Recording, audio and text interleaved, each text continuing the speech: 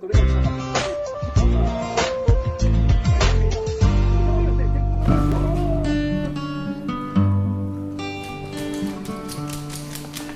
are making some dog beds, just crate pads that go in the bottom of your crate. And you know how big you need it because of how big your crate is. So you measure the bottom length times width and you'll know. Also, we chose a different type of fabric, not different, but it's fleece. And it will help insulate them a little bit so it will keep the cold from the floor necessarily seeping up through. Now, this is kind of just wimpy if you just use 2 layers of fleece. So we're also going to use batting. They call it quilt batting. Just give it a little bit of fluffiness in between here. And the trick is when you're doing this, so I cut all these to size. This is to size, the batting is to size. We're going to get started on this bed. And I have the fleece here, sides together that I want out when it's finished. The batting, again, is cut roughly to size. And we do want 2 layers because it's wimpy, just 1 layer. We want to give the dogs enough to lay on. So I'm going to put it on here. I am going to stretch this out a little bit as I lay it on here, and I'm also going to pin it, but I want to do that after I flip this over. Because I can stretch this again as I'm pinning.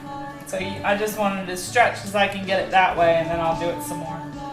And then I'm going to pin this all the way around, so that way when I go to sew it, it's not as much of a hassle. And things stay where you want them to stay.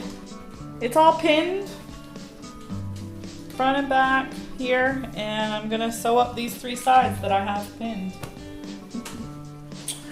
I'm going to start stitching. I am going to just use a regular straight stitch. I'm using white thread. You can use whatever color thread you want if you'd like to try and match it to them. But since these are 2 different colors anyway, it doesn't really matter. And away we go.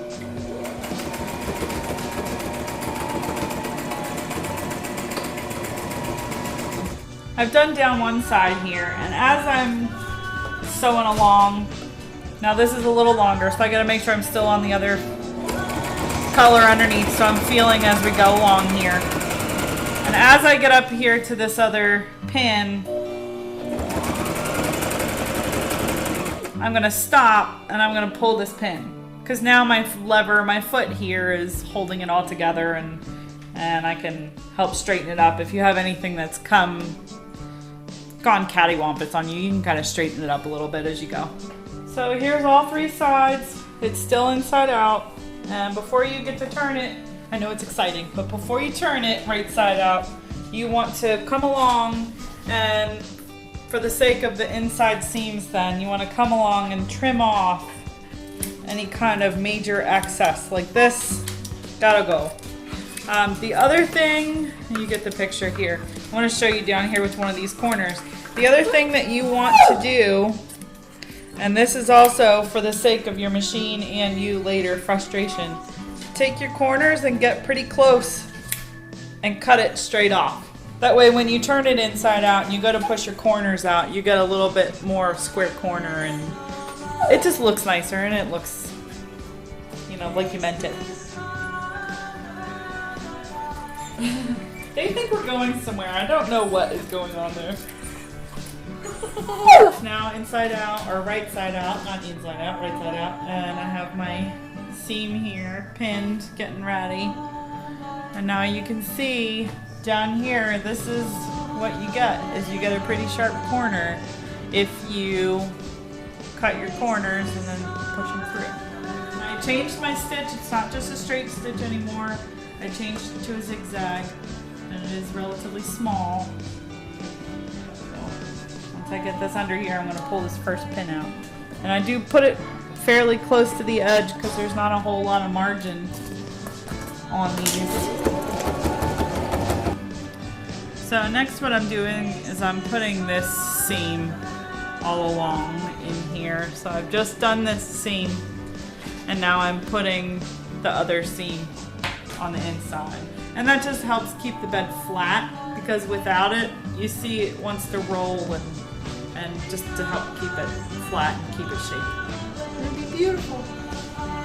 Once done with this outside seam all the way around, went through and put the 2 lines here in the middle, and what that's to do is to help keep that batting that we originally put from just wadding all up in the middle and making a ball and making it uncomfortable. So again, it's just to keep it in place and make it continue to hold its shape.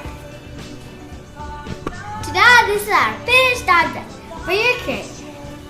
If you have a dog, and if you like this video, subscribe. And this is so soft, by the way. It's so soft! Please check out our channel.